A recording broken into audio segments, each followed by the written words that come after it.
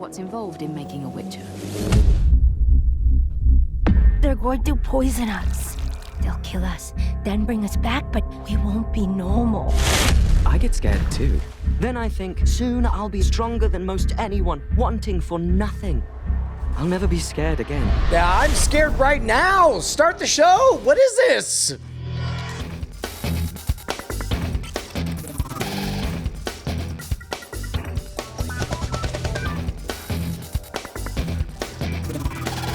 Welcome to Cordkillers, the show about watching the stuff you love when you want, where you want, however you want. I'm Tom Merritt.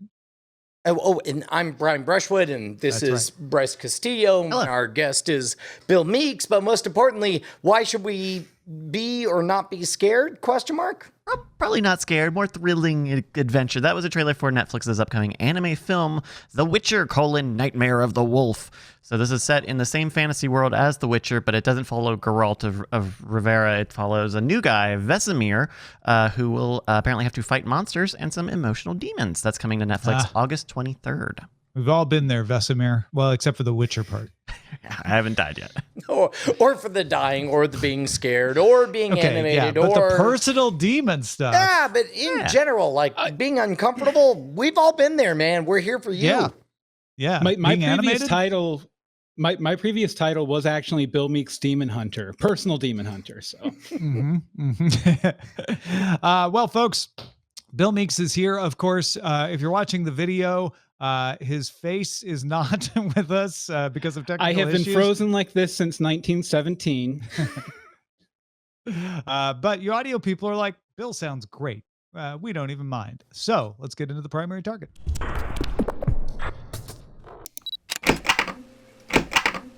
Roku's latest report is in. Revenue grew 81% on the year, beating forecasts. Platform revenue, which is what breaks out things that aren't related to hardware sales and is mostly advertising, rose 117%, making those sales Roku. User growth slowed a little as people left their houses more. Roku said they expected that, 1.5 million in Q1, and streaming hours fell by 1 billion to 17.4 billion. But again, Roku was like, yeah, we expected when people started going out and about more, that would impact those numbers. They're not that bad. Roku also said it will add 23 series to the Roku channel, including 18 former Quibi shows, including the Mapleworth Murders and Thanks a Million. There are 3 non-Quibi originals in that set too. Josh Groban's Edible Creations reality show Eye Candy, Leslie Jordan's cleaning competition called Squeaky Clean, and a 10-part docuseries called What Happens in Hollywood. And spoiler, it's mostly sexy stuff.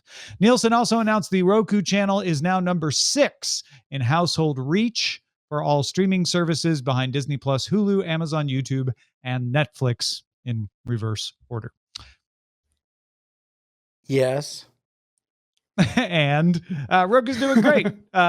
People were a little put off by the streaming numbers, so the stock took a hit, but mostly people are like, yeah, Roku's on track, doing what they need to do, and even bringing originals. That Roku channel is the future of Roku. I don't know, Brian, is there anything as a Roku user in this that you have to worry about other than finding time to watch all these new series? Well, there are definitely precedents for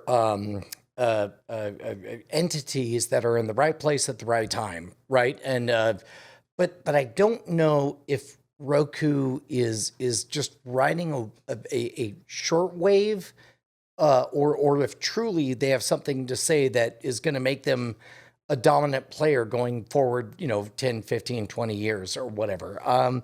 My gut tells me, and I have nothing to back it up, that no, this is a temporary flash, but I also can't back up my reason for feeling that.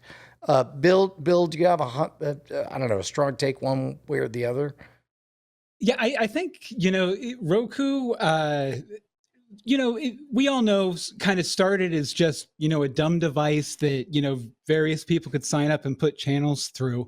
And while it's nice to see them growing, it does surprise me a little bit with how many conflicts they've had with various content producer or, streaming services over the past couple of years, like the whole HBO Max debacle and everything else. The Roku channel seems a little bit of a scattershot approach, because I know they take a little bit of free content from a bunch of different streaming services.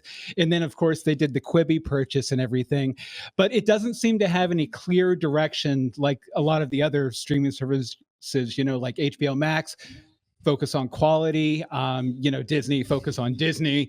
It doesn't seem to have a real clear direction. Yeah. Does it need one? Well- if it's number 6 in front of Pluto and IMDb TV and Tubi, it must be doing something right. Maybe it's the fact that it doesn't have a clear direction. It's just free and it's there on whatever device you want as they go into more devices, and they got a good sales staff selling the ads. I feel like this is Roku ticking all the boxes right now of like, all right, if they were going to be continuing to be successful on the path they've laid out for themselves, this is what we would want to see.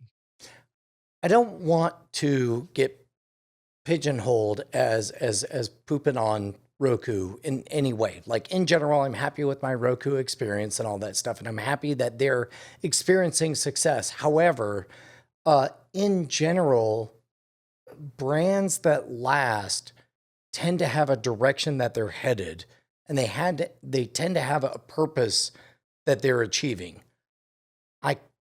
For the life of me, I can't tell you either for Roku. Yeah, me personally, from just like I don't know, an ethical standpoint, maybe, I really appreciated the Roku as it started, where it was more of like an open platform and anyone could just sort of roll their own channel. You have that now over on Android TV. Most people can just, add their channels to Android TV, no problem, and everything. I just feel like, growth is great, but by the same token, I hate to see roadblocks to new content providers. And Roku seems to be putting a line in the sand every time a new one starts up. Give us $10.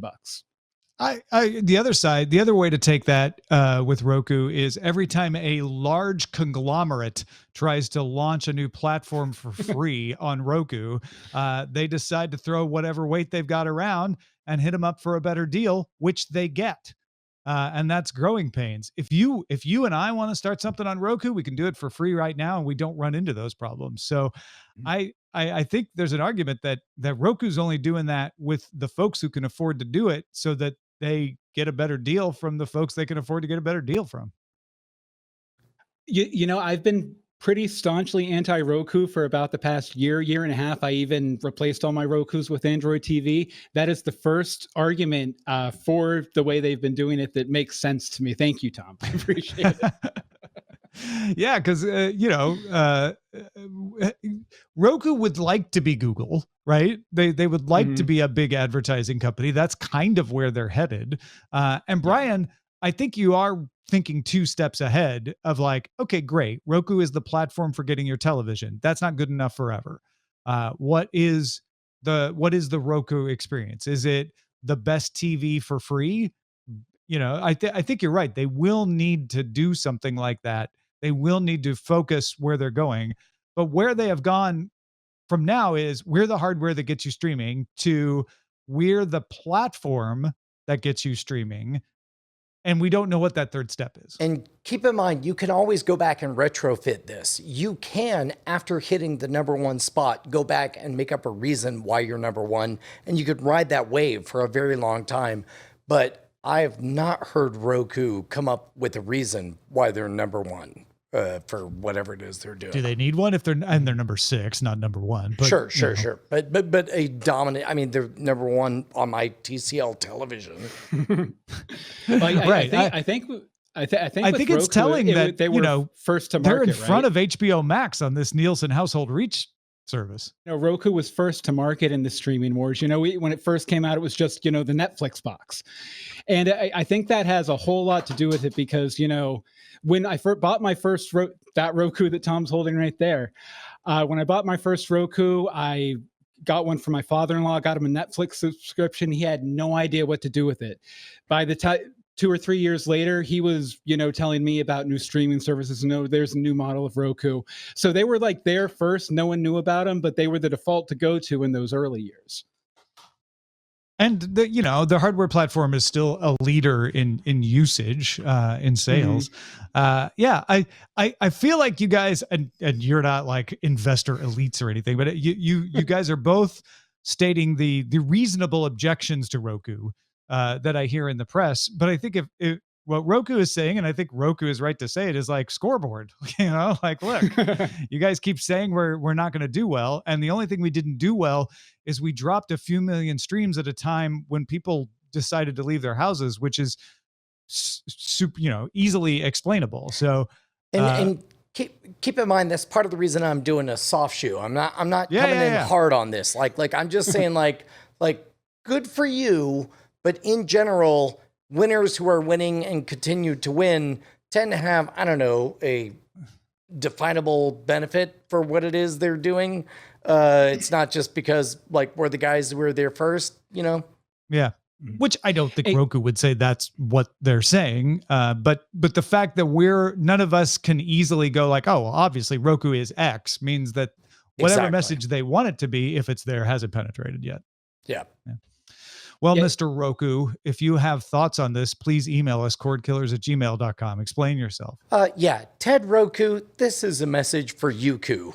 Why don't you head over to patreon.com/cordkillers and send us a few money coups.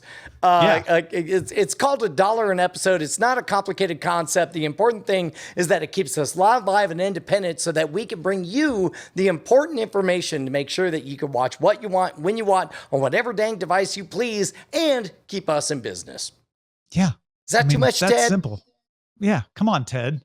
Roku means 6, right? You could give us $6.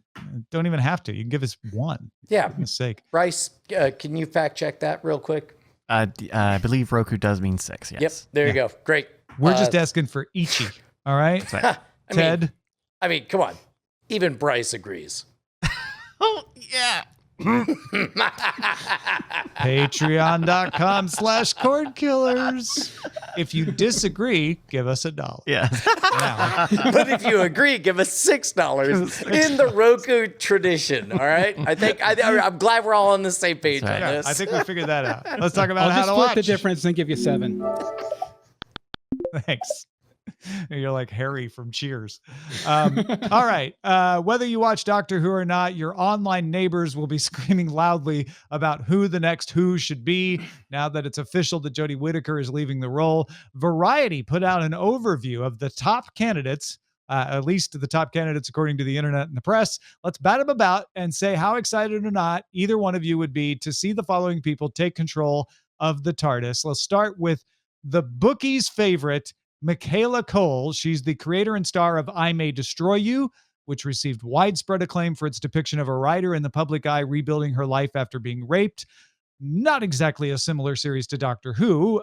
She's also cast in the next Black Panther movie, so there are some questions about scheduling, but Cole has a good relationship with the BBC, and apparently the bookies are giving her 7-1 odds as the favorite.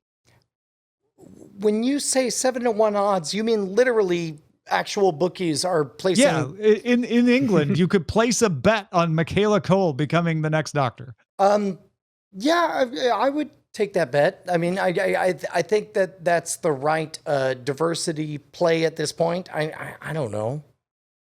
Bill, what about you, Michaela Cole? Well, I would say just that Marvel contract might be a bit sticky because, a lot of times people can be locked up for 6 months, a year doing those big action sequences. And Doctor Who is another one of those things that takes up a lot of an actor's time. So I don't know if there'd be enough room. It'd be an interesting choice, though, for sure. How about Richard Ayoade, Moss from the It Crowd? Plenty of memorable characters that he's played. He's also a director. I don't know, maybe he can replace Chris Chibnall and Jodie Whittaker at the same time. Now you've sort of got my head in the space of like, if you're gonna make a hard left turn, make a very hard left turn, and this isn't left turny enough for me.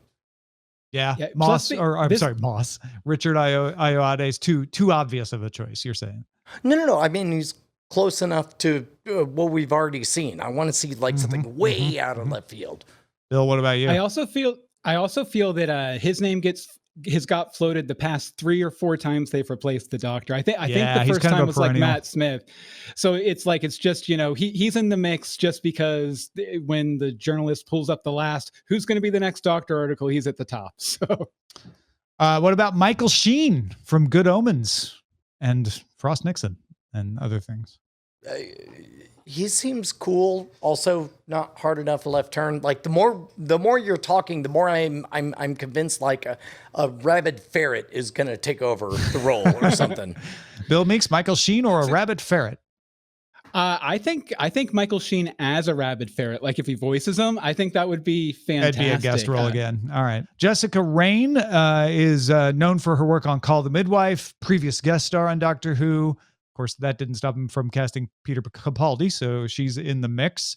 Probably not as well known in the U.S. Now, all of a sudden, I want to try and emphasize the idea like it's the Doctor is an actual rabid ferret. But it's really the companions that keep the show afloat. They're like, we don't know how to deal with this.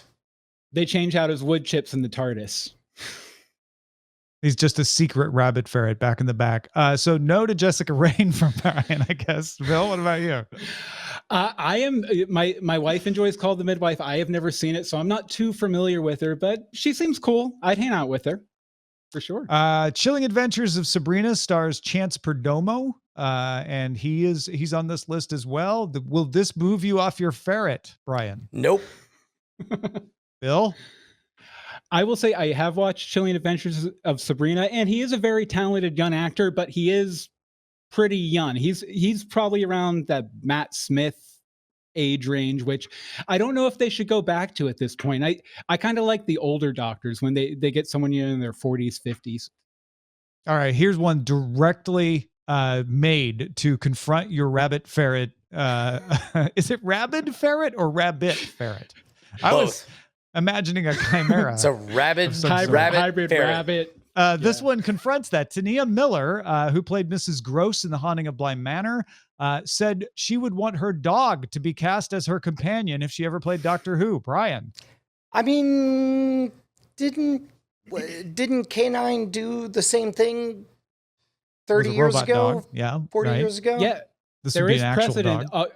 Also, in the Doctor Who comics with Sylvester McCoy, he had a companion who was a penguin named Forbush, I think. So there is precedent.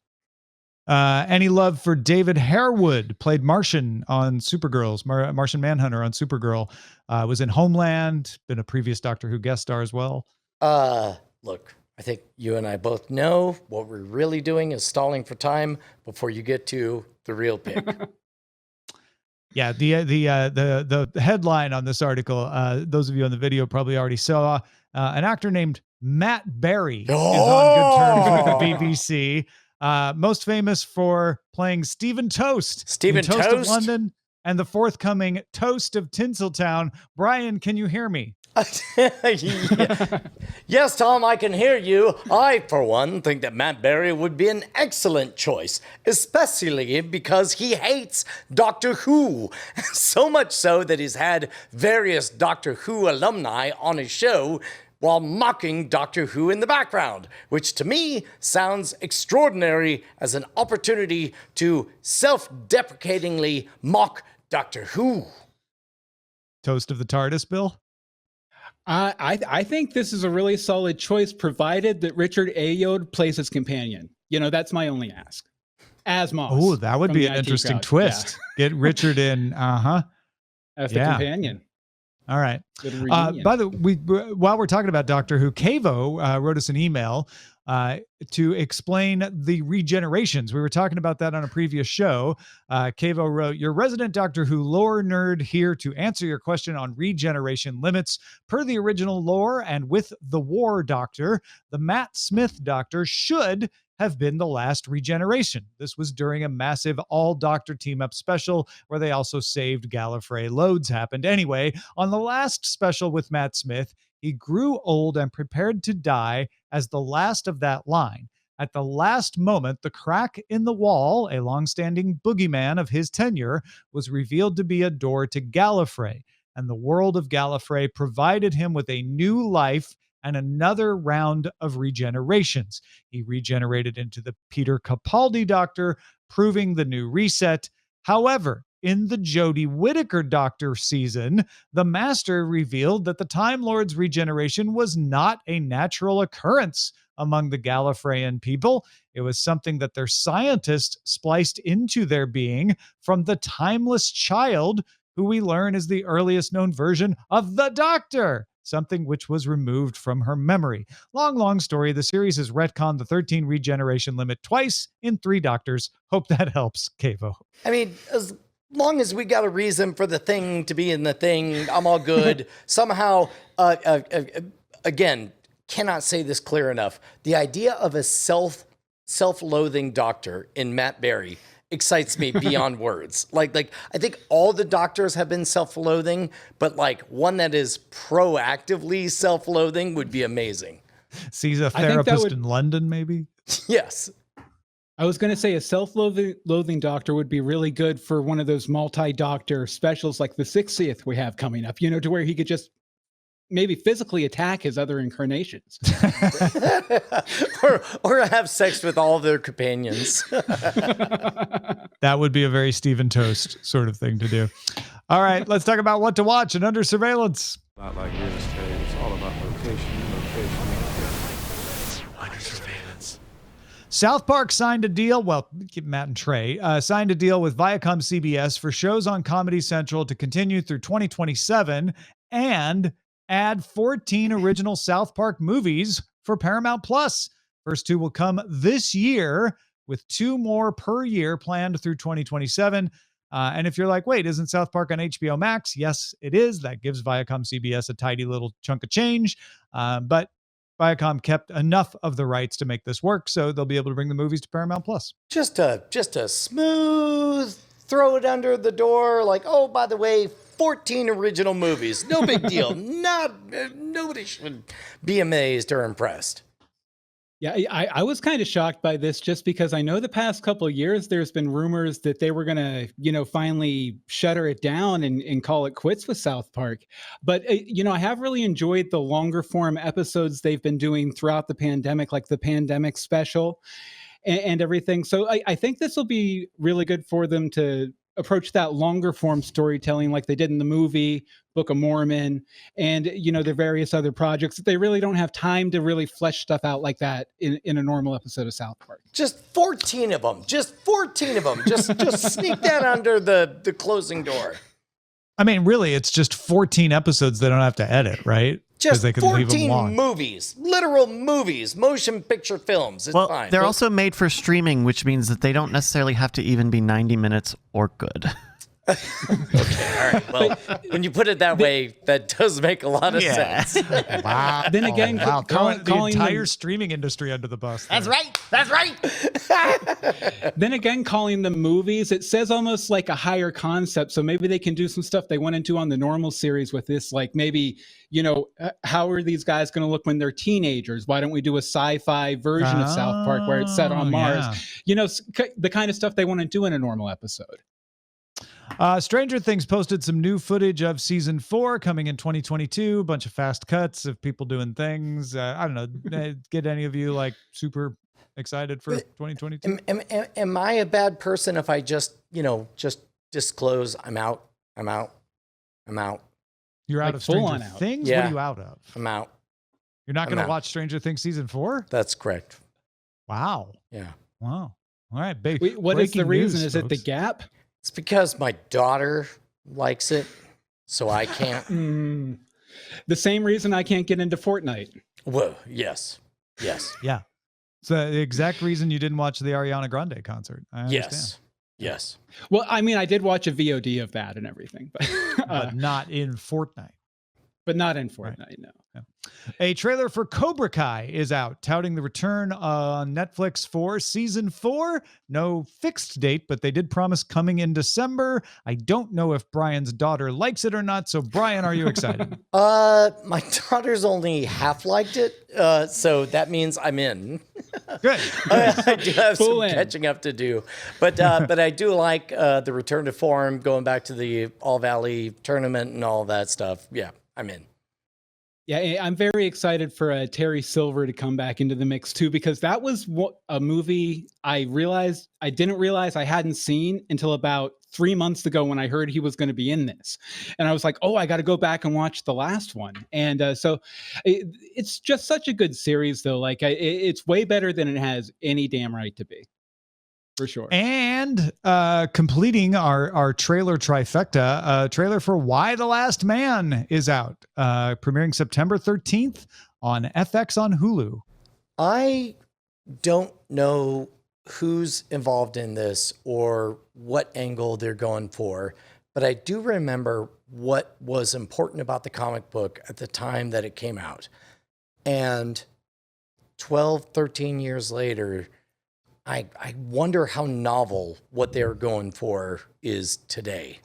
Well, that's the gentlest way I can float. Yeah. When I was watching the trailer, I definitely was thinking this plays a lot different in 2021 than it did when I first picked up that comic. And it's not necessarily that it plays bad or wrong or good. It's like, oh yeah, this is an entirely different thing. The concept is not as novel as it was back then. Mm-hmm. And also there are a lot more assumptions and expectations on this concept. And if anybody doesn't know, the base concept of Why the Last Man is a disease kills all the men on planet Earth, except for Yorick.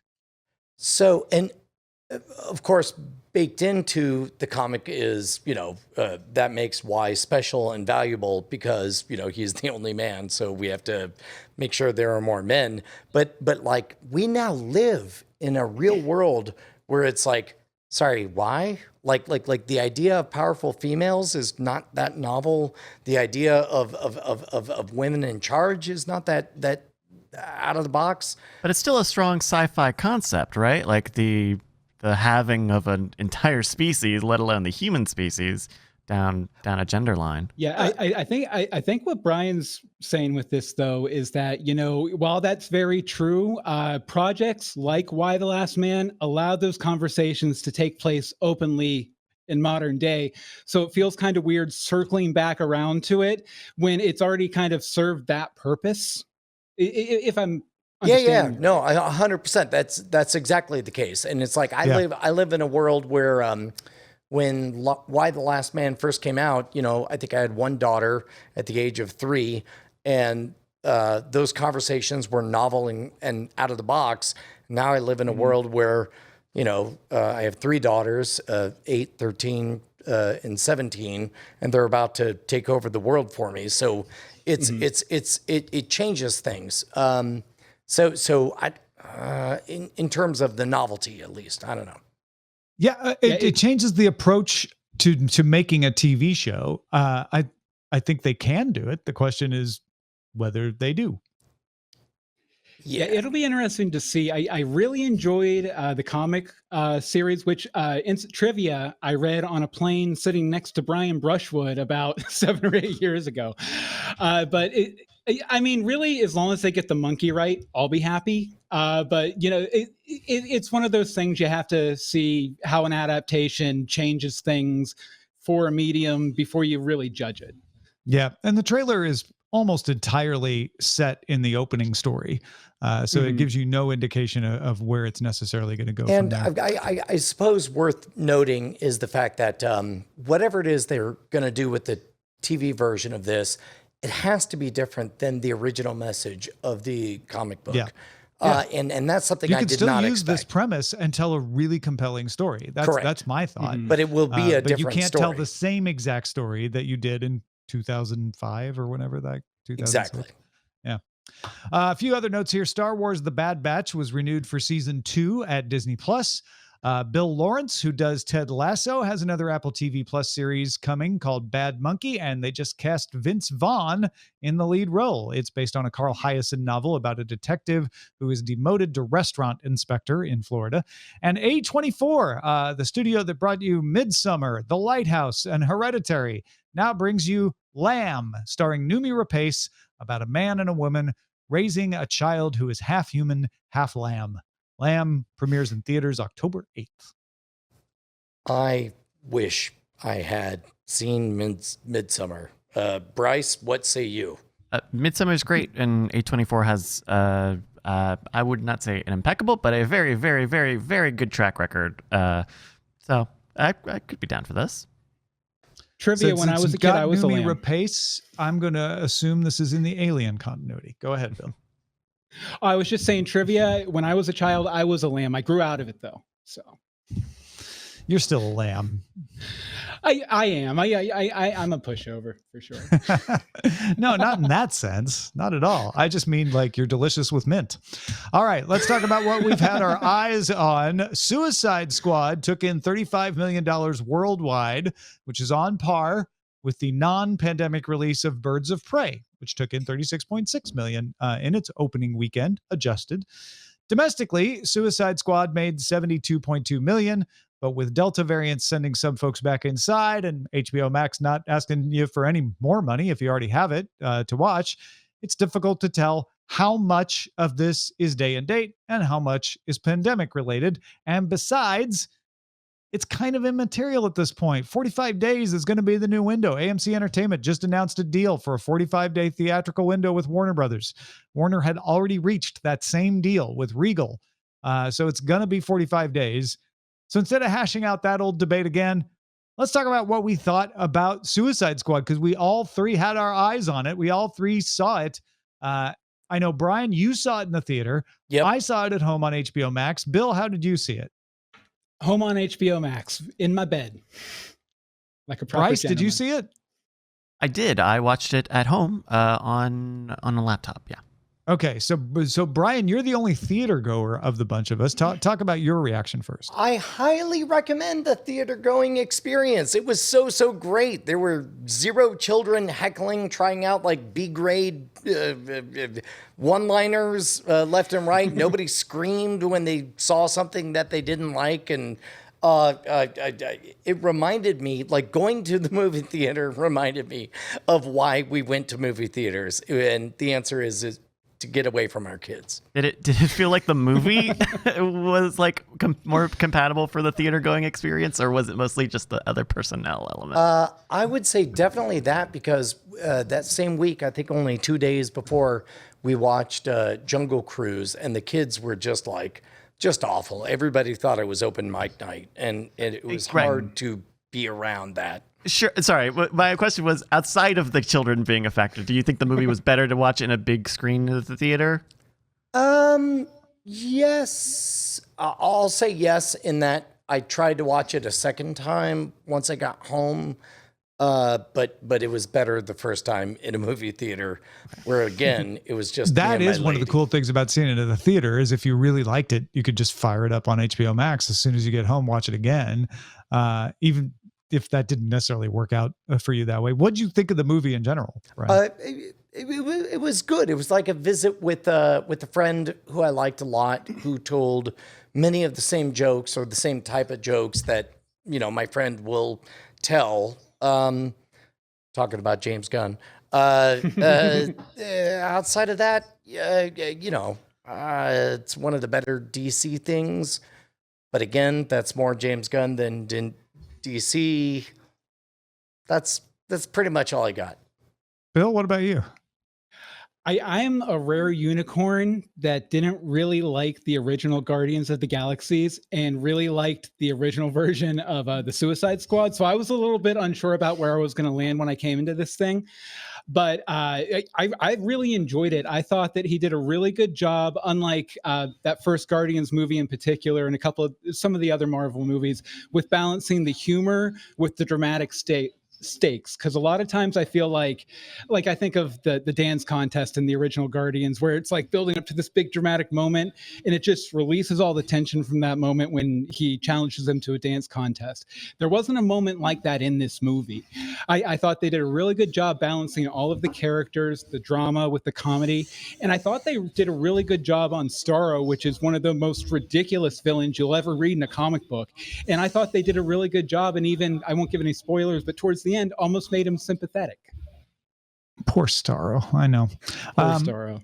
I enjoyed watching this movie. I laughed out loud on more than one occasion. At the end, though, if I had seen it in the theater, I suspect I wouldn't have wanted to run right home and watch it on HBO Max again. It left my mind fast.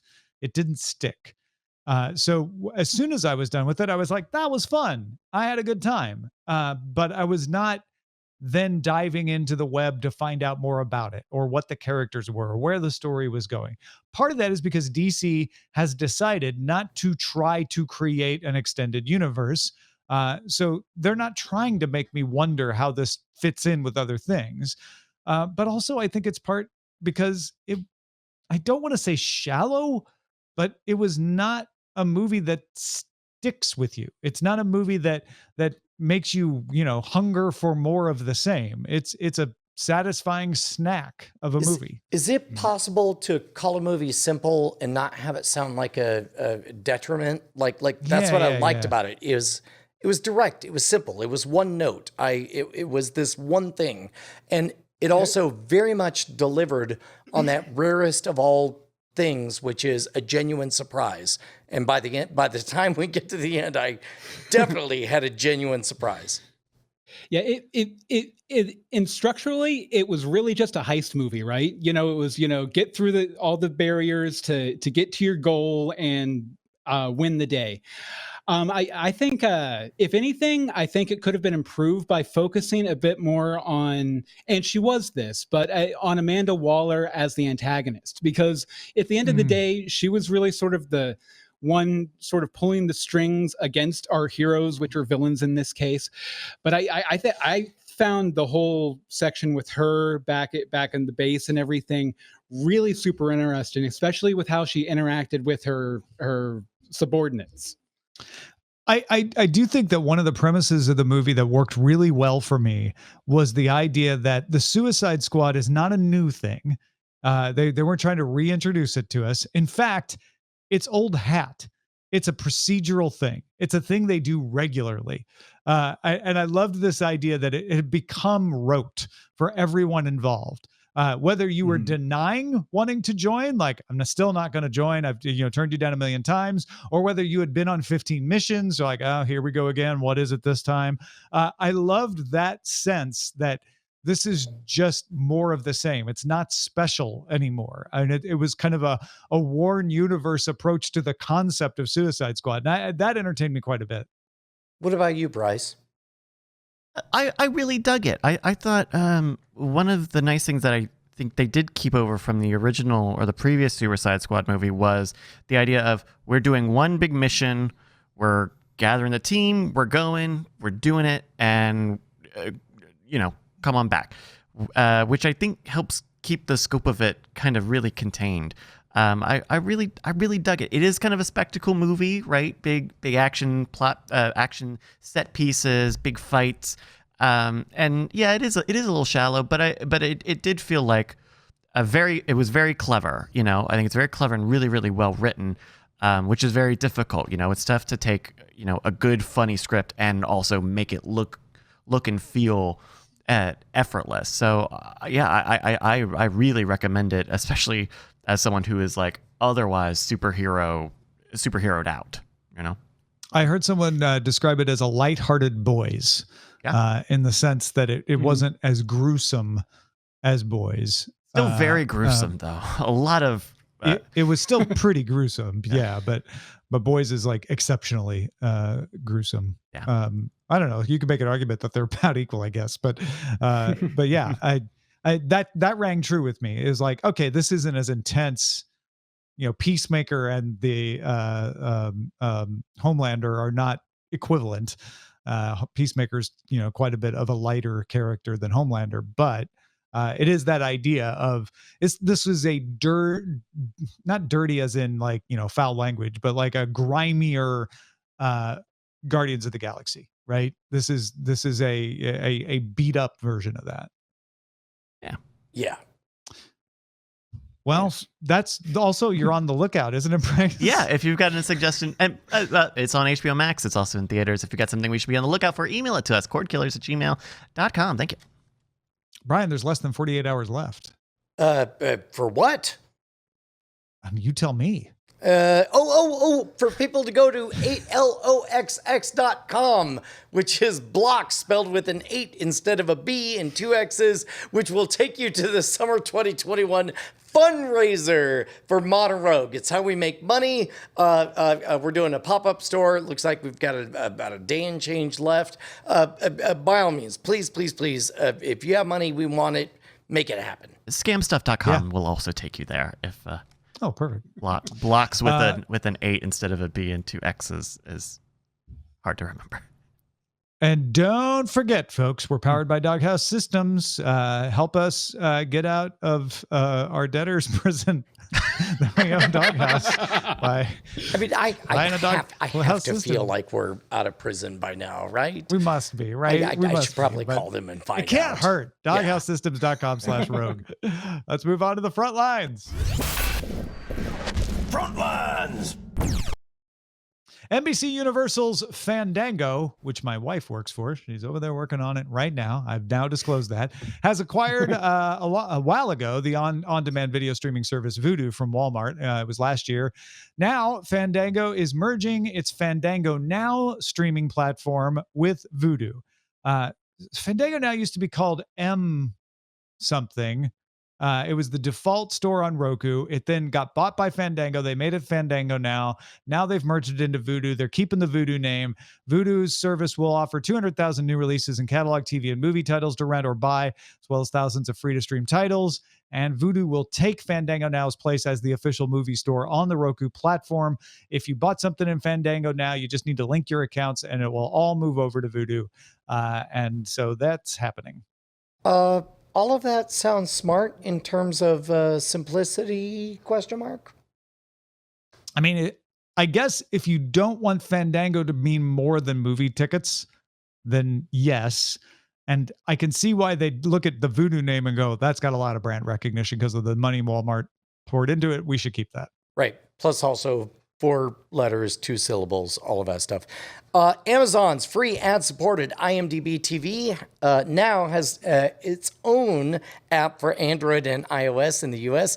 It's had its own apps on Open Smart TV, games, console, and setup platforms, but not mobile before now. So there you had to watch it in the IMDb app itself, but that is no longer the case because now they have it. Yeah. It implies that Amazon is serious about IMDb TV. I'm fascinated. That was part of the Roku story we didn't really talk about. I'm fascinated by the rise of the free streaming service and how these things that we've covered for years now, that's kind of started with Pluto as the first example, are all viable and money makers. And I think that was something that people discounted in the early days and is becoming a force. If you're trying to predict where this is all going, that's something you have to keep in mind. And the ad-supported stuff is not so unpleasant as to be a non-starter anymore. Like now, I forget which movie it was, but there was something that I watched with Josie where I was like, yeah, fine, we'll watch, 3 whole minutes of ads over the course of this movie. Yeah. And not everybody can afford to buy all these streaming services. So, this becomes a real viable option for people. Discovery, which is expected to take control of Warner Media next year. Remember, that's not happening yet. Happening next year. But it's been doing all right. Anyway, they released their earnings report. Revenue rose 21% on the year. Subscriptions to cable networks fell 3%, but that was expected and not that bad considering. Ad revenue rose 12%, and that was bolstered by streaming. Discovery Plus brought in a bunch of ad revenue. And Robert Rodriguez's El Rey cable network is moving off of cable. It peaked at 40 million U.S. households and then retreated along with the rest of cable. So it's moving to be distributed by Cinedigm. Yeah, I said that right. Which handles the Bob Ross channel. Fandor and others. El Rey will become available to platforms like Pluto as well as its smart TV platforms. Yeah. So furthering that thought about the free streaming platforms, here's a cable network, a small one, granted, deciding that it would be better to be distributed on Pluto, Zumo, IMDb TV, et cetera, et cetera, et cetera. Well, that was the streaming game back before we had set-top boxes, right? Because, if I wanted to watch an episode of Superboy, I want to go to HBO Max, I would go to the Warner Brothers website and watch it with an array of ads for Warner Brothers products and services. So, I mean, this is, I think, just kind of circling back around to the early days of the web. Yeah, I wonder if more cable networks. I had assumed that they would just all die off, all the kind of lower tier ones, but I wonder if more of them will do this, realizing that essentially by becoming broadcast networks and being ad supported, they can survive. Viacom CBS will partner with Comcast Sky to launch Paramount Plus in the UK, Ireland, Italy, Germany, Switzerland, and Austria in 2022. Sky Cinema subscribers will be able to access Paramount Plus at no additional cost. Viacom CBS CEO Bob Bakish said that pandemic uncertainty continues, but the company still likes the 45-day window for Paramount Pictures with fast follow-up on Paramount Plus. That's what they did with A Quiet Place Part 2. 45 days seems to be what everybody's settling on. And Viacom CBS's Pluto TV has reached a $1 billion a year revenue mark a year ahead of what they anticipated. It was, in fact, the major contributor to a 102% year-over-year increase in streaming revenue for the company. That is huge. And of course, HBO Max has made 13 pilots available for the people to watch for free on the app without having to sign up for the service. List of episodes will be changed out ever so often. Selections include Euphoria, The Flight Attendant, Game of Thrones, and also the HBO Max app has arrived on LG TVs in the US. Yes. So there we go. All right, let's get to the dispatches from the front.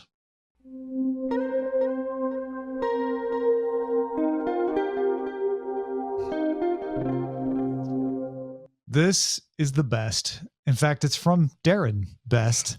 Darren Best writes, guys, I wrote to you 10 years ago when you were still just the Frame Rate Show. And at the time, I had just turned 40 and had not seen any of the Star Wars movies. I wanted your opinion on which order to watch them. Brian's desire for science was that I should start with The Phantom Menace and watch them in chronological order. Shortly thereafter, I sat down to watch The Phantom Menace. My experience was disappointing, to say the least. I was actually so bored and irritated, I didn't finish the film. I'm sorry, Brian. I wasn't strong enough. No, you were exactly right. You were proof of the thing that I theorized. With my recent 50th birthday, I'm making a pledge to break out the old VHS tapes and give the original trilogy a chance. Maybe this old cold heart can identify with something that should have been part of my childhood all along. I feel like this should be a Ken Burns video. Best. What's the old canard? It's like if it's an experiment, then there is no wrong answer. There's just if data. The glove fits, you must acquit. Yes, that too. If the glove fits, you must put it around the throat of your son and hold him out and look to your emperor for approval. No. Yeah. Right. Yeah.